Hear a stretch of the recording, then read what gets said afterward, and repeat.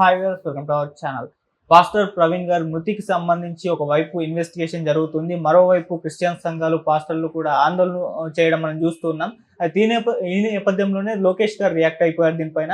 సరే, ఈ విధంగా ఇష్యూ అవుతుంది కదా అని ఒక మీడియా పర్సన్ అడిగినప్పుడు, ఇదంతా కూడా జగన్మోహన్ రెడ్డి రాజకీయ లబ్ధిల కోసం చేస్తున్నారు, ఇటువంటివన్నీ కూడా మనం ముందుగానే గ్రహించి ఉండాలి, ముందు జాగ్రత్త కొద్ది ప్రజలు కూడా చూస్తూ ఉండాలని చెప్పేసి ఆయన చెప్పారు. అండ్ ఇన్వెస్టిగేషన్ ప్రాపర్గా జరుగుతుంది, తప్పు చేస్తే ఎవరిని వదిలిపెట్టమని కూడా ఆయన కామెంట్ చేయడం జరిగింది. అది నిజంగా జగన్మోహన్ రెడ్డి గారు రాజకీయ లబ్ధి కోసం ఈ విధంగా ప్రేరేపిస్తున్నారా లేదా? సో ఈ అంశం మీద డిస్కస్ చేయడానికి ప్రజెంట్ మనతో పాటు ఆ టీడీపీ స్పోక్స్ పర్సన్ సూర్యదేవ లత గారు ఉన్నారు. వారితో ఒకసారి మాట్లాడి తెలుసుకునే ప్రయత్నం అయితే చేద్దాం. మేడం నమస్కారం. మేడం నమస్తే.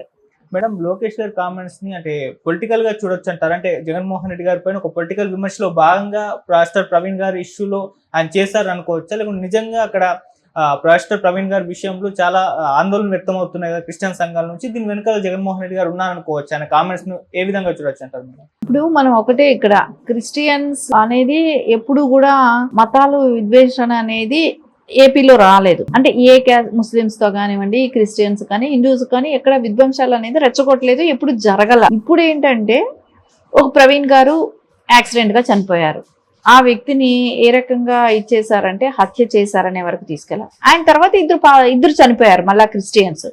కానీ వాళ్ళు అంటే వాళ్ళు ఏం పాస్టర్స్ కాదు. ఇంకోటి ఏంటంటే ఎక్కడా కూడా హిందువుల్ని ద్వేషగా మాట్లాడలేదు, హిందువులు కానివ్వండి ముస్లిమ్స్ కానివ్వండి ఎక్కడ మాట్లాడలేదు. అదే ప్రవీణ్ గారు ఏంటంటే సీతమ్మార్ని గురించి మాట్లాడటం కానివ్వండి, హిందువులు ఇది కూడా అంటే కొన్ని ప్రసాదాలు తినకూడదని కానివ్వండి, ఇట్లాంటివన్నీ కూడా చాలా రకాల మాట్లాడటం కానివ్వండి, ఇవన్నీ జరిగాయి. ముస్లిమ్స్ కూడా అలాగే ముస్లిమ్స్ మహిళల్ని కూడా కించపరిచినట్టు మాట్లాడటం కానీ ఇవన్నీ జరిగాయి. సో దాన్ని వీళ్ళు తీసుకోవటం మొదలు పెట్టారు. అంటే ఆయన కాంట్రవర్షియల్ గా మాట్లాడాడు కాబట్టి కుటుంబ ప్రభుత్వం ఆయన్ని లేకుండా చేయాలనే ప్రయత్నం చేసింది అనే ఆలోచన ప్రజల్లోకి తీసుకెళ్లాలనే ప్లానింగ్ కి వచ్చారు. అది ఎక్కడ కూడా అంటే ఇప్పుడు ఆయనకి ఒక గౌరవం ఉండుంటదేమో, మేబీ క్రిస్టియన్స్ లో ఆయనకి ఒకటి అనిపించి ఉండొచ్చు, ఏంటంటే ఆయన చనిపోయారు యాక్సిడెంట్ గా అనేది ఒక మర్యాద అనేది ఉండేది కదా. ఇప్పుడు యాక్సిడెంట్ గా చనిపోయారు, యాక్సిడెంట్ లో అంటే అయ్యో పాపం అనిపించేది ఎవరికైనా, అయ్యో పాపం అలా ఎలా చనిపోయారని. కానీ ఆయన్ని చిలవలు పలవలు చేసి ఆయన విషయాన్ని రాద్ధాంతం చేసి కొంతమంది పాస్టర్స్ ఏమంటే ఆయన చావుని కూడా అంటే ఇప్పుడు నేను గతంలో కూడా చెప్పాను, ఒక ఆధిపత్య పోరు అనేది వాళ్ళల్లో ఉంటది. ఆయనకన్నా నేను పెద్ద పాస్టర్, ఆయనకన్నా నేను బాగా స్పీచ్ ఇవ్వగలుగుతాను అంటే వాళ్ళకి ఆయన చనిపోయారనే బాధ కన్నా కూడా అక్కడ ఈ టైం నేను ఎలా యూజ్ చేసుకోవాలి, అది ఇప్పుడు మనం ప్రభుత్వాన్ని వ్యతిరేకిస్తూ మాట్లాడుతున్నాం, వైసీపీ సపోర్ట్ ఉంది వాళ్ళకి. సో దీన్ని ఇంకా రెచ్చగొట్టే మాట్లాడాలి, అక్కడ నుంచి ఫండ్స్ వస్తున్నాయి. సో నేను ఇప్పుడు దీన్ని ఎలా క్యాష్ చేసుకోవాలి, నేను దీన్ని ఎలా మాట్లాడాలి, దీన్ని ప్రజల్లోకి ఎలా తీసుకెళ్ళాలి అనే ఆలోచనతో నోటుకు వచ్చినట్టు మాట్లాడటం. అండ్ ఇప్పుడు పోలీసు వ్యవస్థకైనా సరే గవర్నమెంట్కైనా ఎలా ఉంటది, ఈయన ఎంత మారి ఏదో రకంగా వెళ్ళిపోతే రేపు ప్రజల్లో విధ్వంసాలు అనేది, ఇప్పుడు క్రిస్టియన్స్ అందరూ చెడ్డవాళ్ళని అనలేరు, హిందువులు అట్లాంటివి ఉండదు. సో ఇప్పుడు ఊర్లలోకి వెళ్ళినా ఎక్కడ వెళ్ళినా అందరూ కలిసిమెలిసి ఉంటారు. ఈ కొంతమంది ఆలోచన ధోరణితో ఏమవుతుందంటే వీళ్ళిద్దరికీ గొడవలు స్టార్ట్ అవ్వాలి. సో వైసీపీ పార్టీ కానివ్వండి వాళ్ళంతా మనం ఎంజాయ్ చేయాలి, గవర్నమెంట్ పడిపోయే విధానంగా అయినా కూడా మనం పనిచేయాలన్నంత ఆలోచనకి వెళ్ళిపోయారు, తీవ్రంగా ఆలోచించేశారు. అది ఎట్టి పరిస్థితుల్లో జరగకపోయినా వీళ్ళ ఆలోచన విధానం ప్రజల్లో ఒక భయం అనేది, ఏపీలో ఒక భయానక వాతావరణం తీసుకురావాలనే ఆలోచనకి వెళ్ళిపోయారు. అదేదో హత్య చేసినట్టు ఈ రకంగా రూమర్స్ అన్ని క్రియేట్ చేయటం ఇవన్నీ చేశారు. సరే, అవన్నీ చేయటం ఒకటి. పోలీస్ ఎంక్వైరీలో ఏం తెలియదు అంటే ఆయన హైదరాబాద్ నుంచి ప్రయాణించడం దగ్గర నుంచి ఆయన చనిపోయే వరకు సీసీ ఫుటేజ్ తీశారు. సో ఆయన ఎక్కడెక్కడ ఫోన్ పేలు చేసింది, ఇప్పుడు సీసీ ఫుటేజ్ తీసిన దాన్ని కూడా వీళ్ళు ఏ రకంగా డే టు టైంతో సహా చూపెడుతుంటే కూడా మళ్ళా వీళ్ళు ఎక్కడో ఒకళ్ళని అదేలాగా కలర్ షర్ట్ టీ షర్ట్ వేసి అదేలాగా మాస్క్ ఉన్నది చూపెడితే ఈయన మాస్క్ తీసేసి కొంచెం ఏదో ఎవరినో పెట్టి ఫోటో తీసి దాన్ని పక్కన పెట్టి చూపెడుతూ కొంతమంది ఒక సైకోయిజం అనాలి ఇలాంటి వాళ్ళని చూస్తే. అంటే మీరు కొట్టుకు చావాలరా అని వీళ్ళ ఆలోచన, మీరు ఏమైనా అయిపోండి, అంతేగాని దీన్ని మేము హత్యగా చిత్రీకరిస్తాం అనే ఆలోచన. ఇప్పుడు ఫోన్ పే అనేది వాళ్ళ కుటుంబ సభ్యులకు తెలుస్తుంది, ఆ ఫోన్ పేలో నుంచి ఎంత అంటే అకౌంట్ నుంచి ఎప్పుడు ఎక్కడ ఎంత ట్రాన్సాక్షన్ జరిగింది అనేది.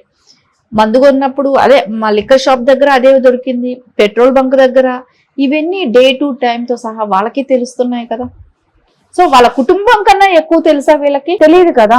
సో డ్రింక్ చేస్తారా చేయరా అనేది, ఇప్పుడు పాస్టర్స్ అందరూ తాగకూడదు అనేది రూల్ అయితే లేదు కదా వాళ్ళకి. ఇప్పుడు అదే హిందువుల పౌరోహిత్యంలో అయితే నాన్ వెజ్ తినకూడదు, డ్రింక్ చేయకూడదు అనేది అయితే ఉంటది ఖచ్చితంగా. పాస్టర్స్ కి అది నియమం కాదు, నియమం లేదు. సో వాళ్ళు ఎవరు డ్రింక్ చేయకూడదు అనే నియమం లేదన్నప్పుడు వాళ్ళు తాగటంలో వాళ్ళకి తప్పు కాదు.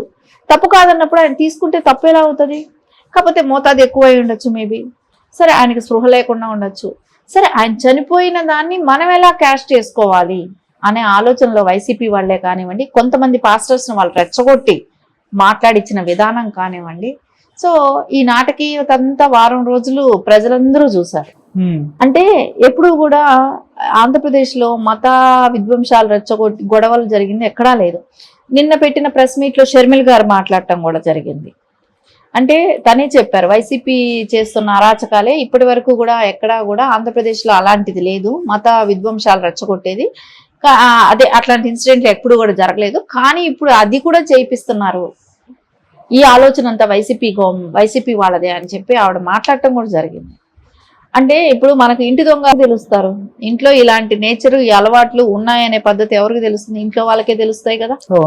అది షర్మిల గారికే తెలుస్తుందేమో కదా, జగన్మోహన్ రెడ్డి గారి ఆలోచన విధానం ఇలా ఉంటది అనేది. ఎందుకంటే ఆవిడ ఇప్పుడు బయట వచ్చారేమో కానీ రాజకీయంలో ఉన్నప్పుడు కూడా జగన్మోహన్ రెడ్డి గారితో పాదయాత్ర అంటే ఆలోచన విధానం పంచుకొని ఉంటారు, ఆవిడ తెలిసి ఉంటది.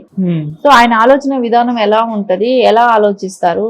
కోడికత్తి ఇన్సిడెంట్ అప్పుడు కూడా ఆవిడ ఉన్నారు కదా, బాబాయ్ హత్య టైంలో కూడా ఉన్నారు కదా, ఒక గులకరా ఇష్యూ అప్పుడు లేరు. కానీ మీద ఇట్లాంటి అంటే రాజకీయ పరంగా ఎలాంటి స్టెప్స్ తీసుకుంటారనే ఆలోచన ఆవిడకి తెలిసే ఉంటది. సో అందుకే ఆవిడ ఓపెన్ గా బయట చెప్పారు కదా. సో ఈ రోజున పాస్టర్స్ దీన్ని భుజానకేసుకొని మాట్లాడాల్సిన అవసరం అయితే కాదు కదా. మరీ కొంతమంది సినిమా హీరో రాజా లాంటి వాళ్ళే కానివ్వండి, ఇంకొంతమంది పాస్టర్సే కానివ్వండి, ఇదే సాకు టైము దొరికినట్టు అందరు అంటే హిందువులు గురువులుగా భావించే వాళ్ళందరినీ నోటుకొచ్చినట్టు తిట్టడం, సో హిందూ మతాల్ని కించపరిచేటట్టు మాట్లాడటం ఈ వారం రోజుల్లో. అంటే ప్రవీణ్ గారు చనిపోయారనే బాధ పక్కన వాళ్ళకి అసలు లేదు. ఆ పాస్టర్స్ ఎవరైతే వచ్చి కొంతమంది మాట్లాడారో మీడియా ముఖం, వాళ్ళకి ఆయన చనిపోయారనే బాధ లేదు వాళ్ళకి. సో అవకాశం దొరికింది, ఇప్పుడు మనం హిందువుల్ని ఎలా మాట్లాడాలనే ఆలోచనతో మాట్లాడారు. అంటే అప్పుడే కదా విధ్వంసాలు రెచ్చగొట్టడానికి ఉంటది. సో వాళ్ళ ప్రసాదాల కాడ నుంచి వాళ్ళ మతాచారాల గురించి, హిందువుల మతాచారాల వరకు కూడా అన్ని రకాలుగా నానా రకాలుగా మాట్లాడటం. ప్రసాదాల గురించి మాట్లాడుతున్నారే వీళ్ళు, హిందువుల ప్రసాదాల గురించి. ఒక్కటే చెప్తున్నా, హిందువులు రైతులు ఎక్కువ భాగం ఉంటారు హిందువుల్లో. సో రైతులుగా ఉన్నప్పుడు వాళ్ళు ఒక పంట అంటే నాటేటప్పుడు కూడా గణపతి దేవుడికి అంటే విఘ్నేశ్వరుడికి పూజ చేసి నాటుతారు. కుప్పలు ఊడ్చేటప్పుడు కూడా అక్కడ వినాయకుడిని పెట్టి పూజ చేసే కుప్పలు ఊడుస్తారు. అలా ప్రతి పంటకి వరి నాటినప్పుడే కానీ ఆ కుప్పలు ఊడ్చినప్పుడే కానివ్వండి వినాయకుడికి ఖచ్చితంగా మొక్కుతారు. అది హిందువుల పద్ధతి, ఆచారం. అట్లని ఈ క్రైస్తవుల మతస్థులు అందరూ హిందువులు పెట్టిన వరి పండించిన భోజనం తినట్లేదా? తింటున్నారు కదా. అది హిందువులు పండించినప్పుడు నైవేద్యంగా పెట్టిందే కదా ధాన్యం, అది మీరు తినట్లేదా? తినకూడదని వాళ్ళకి ఎవరైతే మతం పుచ్చుకున్న వాళ్ళకందరికీ ఒక విధ్వంసాలు రెచ్చగొట్టడం. సో అది ప్రసాదం కాదా? సరే ఈ రోజున అది హిందువులకు లేదు. ఎందుకంటే మీరు క్రిస్టియన్స్ పిలిచినా వెళ్ళి భోంచేస్తారు హిందువులు, ముస్లిమ్స్ పిలిచినా వెళ్ళి భోంచేస్తారు, దర్గాలకి వెళ్తారు హిందువులు, చర్చిలకి వెళ్తారు. సో వాళ్ళని కూడా అంతే గౌరవిస్తారు. ఎందుకంటే ముస్లిమ్స్ తీసుకోండి, అల్లాలు చేయిందే వాళ్ళ మాంసం కొట్లో మాంసం అనేది కోడికైనా అల్లాలు చేస్తారు. సో హిందువులు అందరూ వెళ్ళి ముస్లిమ్స్ కొట్లలో తెచ్చుకుంటారు, మీరు కూడా వెళ్ళి తెచ్చుకుంటారు కదా. అక్కడ అల్లాలు చేయింది మీరు తింటున్నారా? అది వాళ్ళ ప్రసాదమే కదా. అంటే మీ స్వార్థం కోసం కొంతమంది అమాయకులతో మీరు ఇలా మాట్లాడిస్తున్నారు.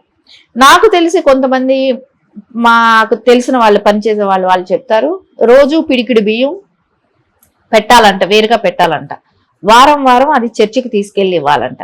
ఆ బియ్యం నేను అదే చెప్తాను, ఆ బియ్యం రైతులు పండించిందేగా. నేను అనుకుంటాను ఈ పద్ధతి మన తెలుగు రాష్ట్రాల్లోనే కాదు ఇండియా వైజ్ ఉండొచ్చు. ఇండియా వైజ్ పండించే రైతులందరిలో కూడా తమిళనాడు, ఇప్పుడు నాకైతే సౌత్ సైడ్ అంతా ఈ కల్చర్ అయితే ఉంటది. సో వరి పండిస్తారు కాబట్టి. సో వీళ్ళందరూ రైస్ ఎలా దేవుడు ప్రసాదం కిందే భావిస్తాం మనం. అలాంటిది తిని బతకట్లేదా? అదే చర్చికి తీసుకెళ్ళట్లేదా ఆ బియ్యం? అదే చర్చిలో వీళ్ళు ఇస్తున్నారు బియ్యం. అంటే ఏంటి, మీరు విధ్వంసాలు రెచ్చగొడుతున్నారా? ఒక పాస్టర్ చనిపోయిన బాధ లేక వీళ్ళకి బాధ అనేది లేదు వీళ్ళల్లో. కొంతమంది సైకోల్ లాగా తయారైపోయారు. ఆర్గ్యుమెంట్లు, ఆయన ఎందుకు చచ్చిపోయాడు, ఎలా చచ్చిపోయాడు, వాళ్ళ వైఫ్ చెప్తున్నారు బయట వచ్చి. గవర్నమెంట్ బాగా దీని గురించి లోతుగా ఇన్వెస్టిగేషన్ జరుగుతుంది, నాకు నమ్మకం ఉంది. ఎందుకు డిస్టర్బెన్స్? అసలు ఆవిడ ఫస్ట్ డేనే చెప్పేశారు నేను క్షమిస్తున్నాను అని చెప్పి. అంటే ఆవిడకి అప్పటికే తెలుసు ఏం జరుగుంటుందని. ఇప్పుడు ఎవరికైనా సరే ఇంట్లో సభ్యులకి తెలుస్తాయి కదా, వాళ్ళ అలవాట్లే కానివ్వండి, వాళ్ళ ఇది కానివ్వండి, వాళ్ళకి తెలుస్తుంది.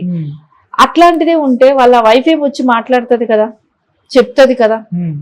సో ఆవిడకి ఎక్కడైనా పోలీస్ ఇన్వెస్టిగేషన్ లో డౌట్ ఉంటే ఆవిడ వెళ్ళి క్లారిఫై చేసుకోవచ్చు, రమ్మని డిపార్ట్మెంట్ వాళ్ళు కూడా పిలిచారు కదా. సరే, కానీ ఈ రోజున వైసీపీ చేస్తున్న అరాచకాలు ఏ తారా స్థాయికి వెళ్ళిపోయాయి, మత విధ్వంసాలు రెచ్చగొట్టే స్థాయికి వెళ్ళిపోయారు అని అంటే ప్రజలు, నేను చెప్పేది ఏంటంటే ఒకటి, శవ రాజకీయాలు చేయడానికి అలవాటు పడిపోయింది వైసీపీ పార్టీ. గతంలో నుంచి చూస్తున్నాం మనం శవ రాజకీయాలు చేయడం. సో ఇప్పుడు కూడా ఎన్ని శవాలు దొరికితే అన్ని శవాలకి రేపు వెళ్తారనమాట ఓదార్పు యాత్ర. ఇంకొక ఓదార్పు యాత్ర స్టార్ట్ చేసి, సో నేను దానికోసం నేను వస్తున్నాను అనే రకంగా కూడా మాట్లాడతారు. అంటే ఇద్దరు కొట్టుకొని, ఒక హిందువులు ఒక క్రిస్టియన్స్ కొట్టుకొని చచ్చిపోతే సో నేను వస్తానని. సో దాన్ని మళ్ళీ ఇంకోటి కూడా మీరు చూడండి, దాన్ని ముస్లిమ్స్ కూడా ఆపాదించారు. ముస్లిమ్స్ కూడా చంపేశారు, ఆయన చంపేశారేమో అనేది కొంతమంది ముస్లిమ్స్ మీద కూడా పెట్టారు. అదే ముస్లిమ్స్ తో కౌంటర్ గా కూడా ఇప్పించారు వైసీపీ వాళ్ళు, అదే సోషల్ మీడియాలో పెట్టారు. అంటే దీని వెనకాలంతా ఎవరున్నారు? వైసీపీ వాళ్ళు చెప్పినట్టు కొంతమంది పాస్టర్స్ మాట్లాడటం, విధ్వంసాలు రెచ్చగొట్టేటట్టు హిందువులకి ముస్లిమ్స్కే కానివ్వండి క్రిస్టియన్స్ 3 కొట్టుకోవాలి. సో ఇది వాళ్ళ ప్లాన్, వాళ్ళ స్కెచ్. సో ఇవన్నీ బెడ్స్ కొట్టాయి. ఈ రోజున ప్రతిదీ ఆయన టైం టు టైం ఎక్కడెక్కడ ఉన్నాడు, ఒక 3-4 గంటలు ఆయన కనపడకపోతే కూడా ఎక్కడ ఉన్నాడు ఏంటి, ఇవన్నీ క్లియర్ గా ఒక పిక్చరైజేషన్ వచ్చేసిన తర్వాత ఏమి చేయలేని పరిస్థితి. సో లోకేష్ గారు కూడా అదే అనింది.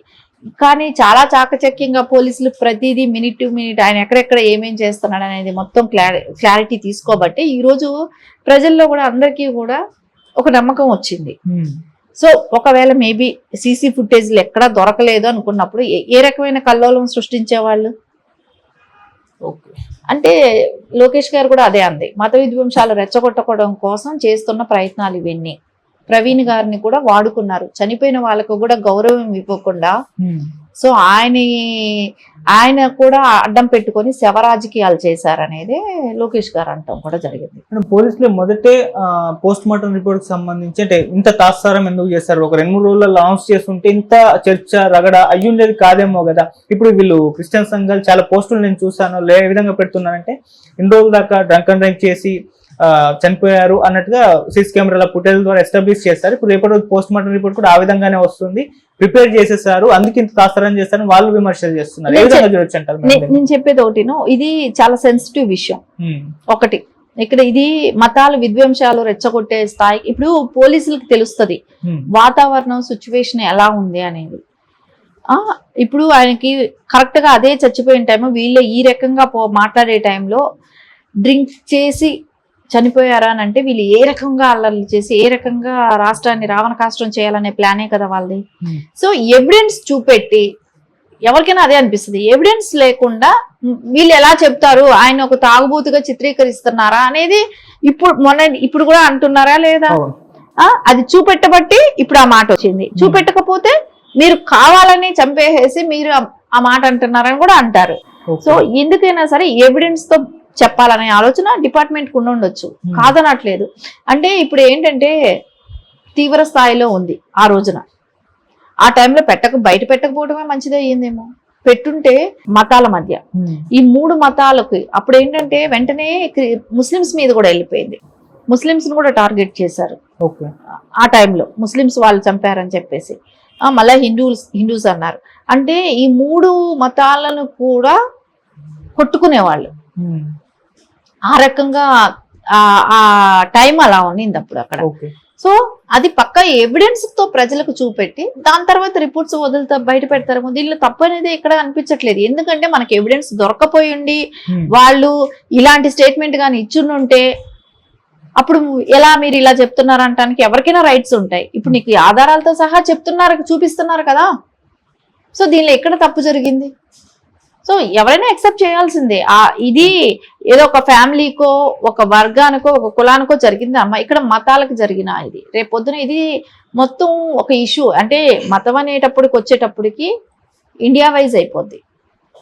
ఓకే. ఈ ఒక రాష్ట్రానికి సంబంధించి అవ్వదు. సో దీన్ని చాలా